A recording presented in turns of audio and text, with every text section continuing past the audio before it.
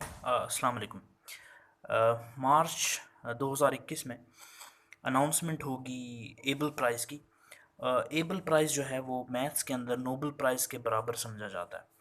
तो बहुत सारे स्टूडेंट्स इवन जो कि मैथ्स भी पढ़ रहे हैं उनको ये पता नहीं होता कि मैथ्स के अंदर दो बड़े प्राइज़ हैं। एक है फील्ड्स मेडल, जो कि उन मैथमेटिशियन को दिया जाता है जिनकी एज 40 ईयर से कम हो, और दूसरे वो मैथमेटिशियन जिन्होंने बहुत ज़्यादा कंट्रीब्यूट किया होता है। दोनों फील्ड्स मेडल, अगर आपने 40 साल से पहले कम एज में कोई बहुत ज़्यादा कंट्रीब्यूशन किया है मैथ्स के अंदर, तो आपको मिलता है फील्ड्स मेडल।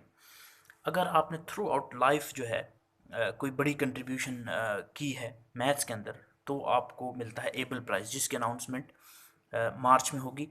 और फील्ड्स मेडल ये 4 साल बाद दिया जाता है, 3 साल बाद दिया जाता है। तो क्योंकि being a student of economics हम बहुत ज़्यादा मैथ्स यूज़ करते हैं, तो हम it's very fascinating to know about the mathematician. तो जो क्योंकि हमें बहुत ज़्यादा, मुझे पर्सनली मैथमेटिशियन जो पसंद हैं, सबको इकोनॉमिक्स में जिनका बहुत ज़्यादा कंट्रीब्यूशन है, डॉक्टर जॉन नैश, तो उनको नोबेल प्राइज़ भी मिला था और उनको एबल प्राइज़ भी मिला था। अच्छा, अब हम बात करते हैं कि मैं असल में बताना ये चाहता हूँ फील्ड्स मेडल।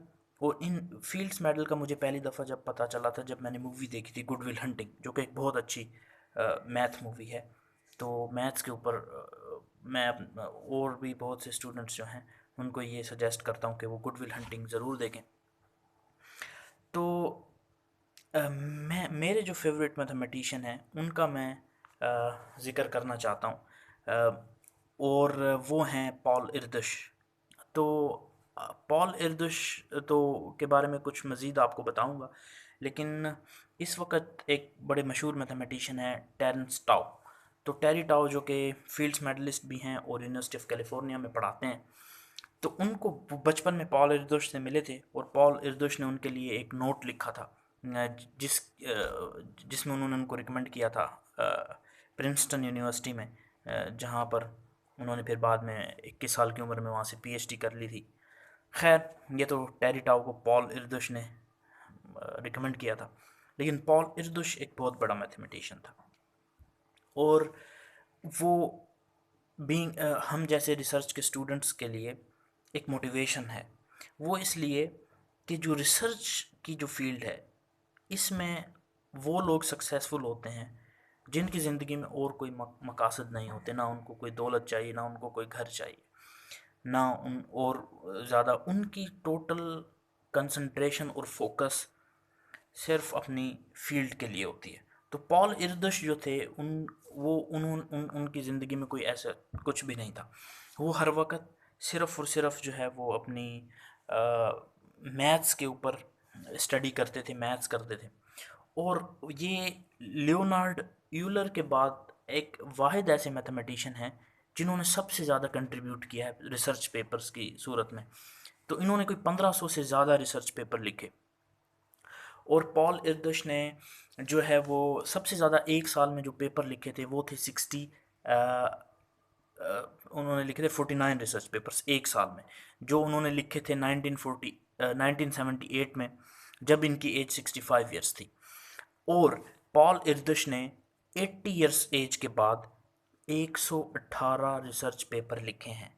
बहुत से लोग अपनी ज़िंदगी में, पूरी ज़िंदगी में 80 रिसर्च पेपर नहीं लिख पाते, और पॉल इरदुश ने इतने रिसर्च पेपर 80 साल की उम्र के बाद लिखे। खैर, तो पॉल इरदुश ऐसा कैसे कर पाए, कैसे करते थे? इसकी एक वजह तो ये थी कि उनको और कुछ नहीं करते थे, वो मैथ्स करते थे। और मैथ्स के बारे में एक और इंटरेस्टिंग चीज़ कि पैथागोरस जो कि बहुत बड़ा मैथमेटिशियन था, वो उसकी एक कहावत ये है कि मैथ्स इतनी खूबसूरत है कि आपको ये वैसे ही फारिग वक्त में कुछ मैथ्स करनी चाहिए। Regardless of whether you are a scientist or not, you should be doing mathematics in your spare time because it is very beautiful. There is a beauty in it. Uh, खैर, तो Paul इरदुश जो थे Hungarian mathematician, वो ऐसा कैसे कर पाए, इन्होंने इतने ज़्यादा कंट्रीब्यूशन कैसा किया? तो पॉल इरदुश जो थे वो हर वक्त मैथ्स की तरफ फोकस्ड होते थे। और जब उनकी ज़िंदगी के दिन करीब मतलब लेट ईयर्स में जब वो एज्ड हुए, तो उन्होंने बहुत सारे लोगों के साथ कंट्रीब्यूशन करना शुरू किया।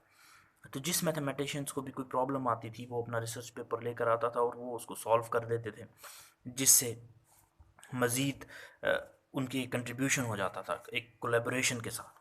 तो उन्होंने बहुत सारे मैथमेटिशियन के साथ लेटर एज में कंट्रीब्यूट किया और तभी वो इतने ज़्यादा रिसर्च पेपर 1500 से ज़्यादा रिसर्च पेपर लिख पाए।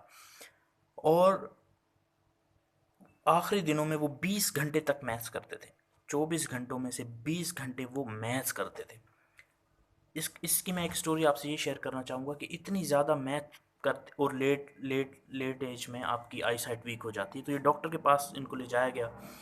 इनको कहा कि जी आपकी आंखों का ऑपरेशन होगा और उसके बाद आप बेहतर देख सकेंगे। तो ये रिसर्च पेपर पढ़ रहे थे, तो डॉक्टर आए, उन्होंने पूछा क्या मैं देखने के काबिल बेहतर देख पाऊँगा? उन्होंने कहा जी। उन्होंने कहा ठीक है, आप कैसे ऑपरेट करेंगे? उन्होंने कहा पहले एक साइड की आँख का ऑपरेट होगा, फिर दूसरा। जो रिसर्च पेपर पढ़ रहे थे उन्होंने कहा ठीक, आप ये इस आँख का ऑपरेट करें और मैं इस आँख से रिसर्च पेपर पढ़ता हूँ, फिर आप इसका करेंगे तो मैं ये पढ़ लूँगा। तो डॉक्टर ने कहा ऐसा तो नहीं होगा। लेकिन इतने ज़्यादा फोकस्ड थे और इतने ज़्यादा ये रिसर्च पेपर पढ़ते, इतना ज़्यादा आखिरी सालों में इन्होंने पढ़ते थे। इसके अलावा और भी बहुत सारी उनकी डेफिनेटली कंट्रीब्यूशंस होंगे। तो ये सारी चीज़ें हैं। और एक और चीज़ मैं इस वीडियो में ये मैथ्स के बारे में ये बताना चाहता हूँ कि बहुत से लोग ये समझते हैं कि मैथ्स पढ़ने के लिए आपको जीनियस होना चाहिए। ऐसा बिल्कुल नहीं है। टेरी टाउ का एक ब्लॉग है